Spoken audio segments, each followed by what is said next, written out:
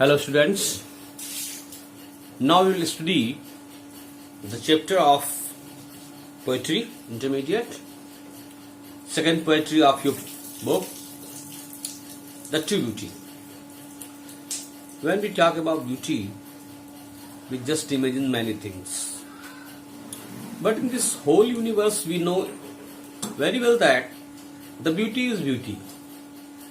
Either this is related to human beings or creature or animal or birds or flowers. All the universe that is situated before us is beautiful, and each creation of God is beautiful, and the human beings also have created many things in which He has made an effort to pour beauty. But the creation of God is above, is superior, is the best in this whole world. Because before the beauty of God, nothing is comparable. So, we will study the poem, The True Beauty. Before it, we have to know some main points about the poem. Thomas Carew is the poet of this poem, and he has given us many points and examples to clear that beauty, what is the real beauty and what is the artificial beauty. He has made a comparison between two kinds of beauty. Because without comparison we cannot feel, we cannot realize what is the mean of real sense, what is the real meaning of beauty. So, come with me, and we will study the poem The True Beauty by Thomas Carew, and we will know in real meaning what is the true beauty. And I will make my best effort to just make a full satisfaction. I will make my best effort to provide you satisfaction about the poem. So, now poet says, he that loves a rosy cheek or a coral lip admires. He that loves a rosy cheek or a coral lip admires, or from starlike eyes doth seek fuel to maintain his fire. As old time makes these decay, so his flames must waste away. Means, he that loves. Now the poet says, a person who loves a conduct, a man or woman who loves.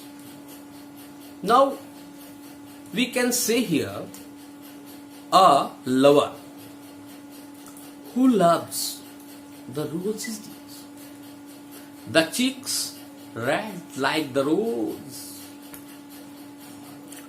or a coral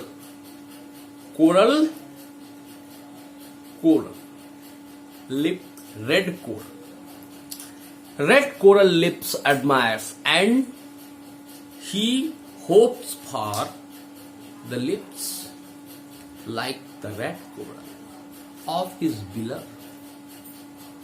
A person or a man who loves his beloved for his rosy cheeks and for coral lips like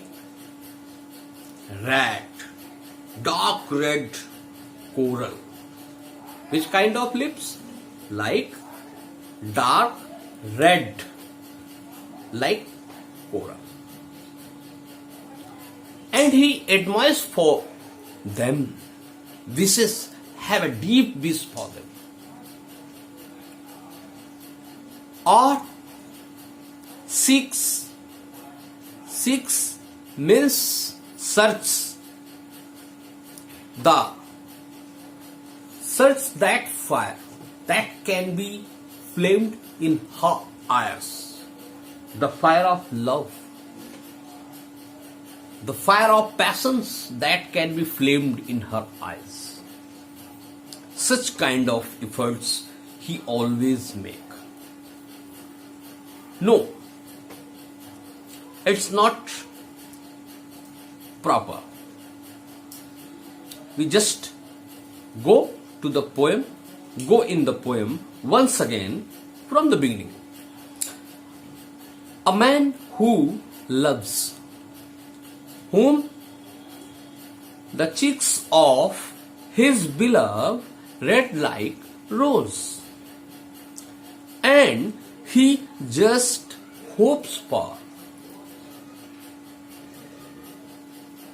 coral lips, means dark red colored lips like a coral of his beloved, or from star like eyes. He desires, he hopes, he has a wish for the eyes that will be like the stars, sparking, very sparkling and keen. So he wishes for them, fuel to maintain his fire, and he is always making many efforts to maintain the fire of his love in her eyes and heart. But poet says, as old time makes these decay, but the time passes and this charm fades away, this charm gets down. It means it is the beauty of time. All of us know very well that we love all new things, as we love a youth candidate, a youth conduct for his beauty, for her beauty. And when the charm of his cheek, attraction of his eyes, sparkling of her lips, and charm of his physique gets down, then our love also fades away. That is why the poet is saying, so old time makes this decay, so his flames must waste away. Unless a beauty has all the things of beautiful signs, he loves her very much. But when the beautiful things fades away, when her beauty fades away, when her sparking, her charm, her all the things that were providing a signal of charm, beauty, fades away, then his love fades away. Because his love was standing on these charm, these signs of charm. So his love also falls down with the falling of the charming brightness of the body. On the other hand, the poet says, but a smooth and steadfast mind, steadfast mind means a healthy and a firm decision making mind, gentle thoughts, simple thoughts, honest thought, and calm desires and peaceful desire in his heart dwells always, hearts with equal love combined. These things are connected to the heart forever. and this beauty will make a growth with the pass of time, while the physical beauty gets down with the pass of time. So, the beauty of mind is superior to the physical beauty, and hearts with equal of combined kindle never dying fires, and the fire of this mental beauty, the fire of this hearted beauty, the fire of this spiritual beauty never gets down. This kind of beauty always make a growth at the age of the life, at the last moment of the life. So, where these are not, I despise. Poet says that where the beauty of mind, the beauty of heart is not connected, he dislike the beauty of physique. Like lovely cheeks or lips or eyes. The poet hates and poet dislikes the beauty of lips, the beauty of eyes, the beauty of cheeks, because this kind of beauty will not be stable with the passing of time.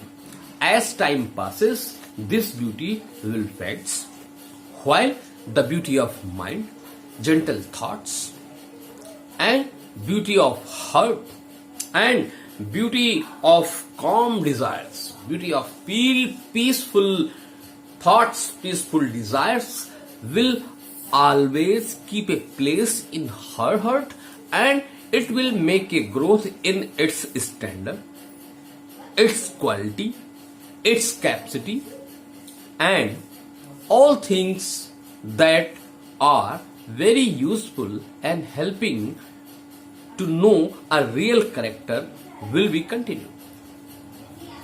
All of us know very well that the beauty of quality is said that when we see somebody, when we see some character, when we meet some character, all of us mostly attract to his or her physical beauty.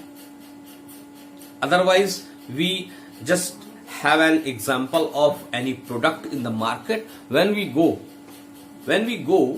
to buy it, we look it and we attach towards how beautiful this is, how beautiful. Then somebody says this is China market made. Then our mind gets stand. Oh, means this product is made by China, and the product that are made by China have no quality. They have only physical beauty. In the same way, in other things when we go to buy them, then we must have watch what is its quality, what is its company. So what? That's why we have to see the beauty of spiritual. We have to see the spiritual beauty, then we will be stable and we will be confident about that beauty, because the spiritual beauty continues for a long time and the physical beauty gets down time by time, and for a short time we have to see the beauty, while the spiritual beauty is lifelong. It never dies, it always keeps on, is always continuing. Okay, so this poem gives a message to us that we have to see the beauty of spiritual. We have to keep our mind toward spiritual beauty so that we will never deceive in our life. The person who follows, who chases the physical beauty always gets deceived, always gets in down, because physical beauty will gets down with the passing of time, with the pace of race, with the race of pace. Anyhow, we have no more time, no much long time for that, because we will have to see its quality, its speciality, its virtue, its talent. Then we will stable on that beauty, and that beauty will always impress us. Okay, so this is the way. The second poem of your chapter is completed here, and now study and send me the comment if you are anywhere disturbed or confused. Okay, bye.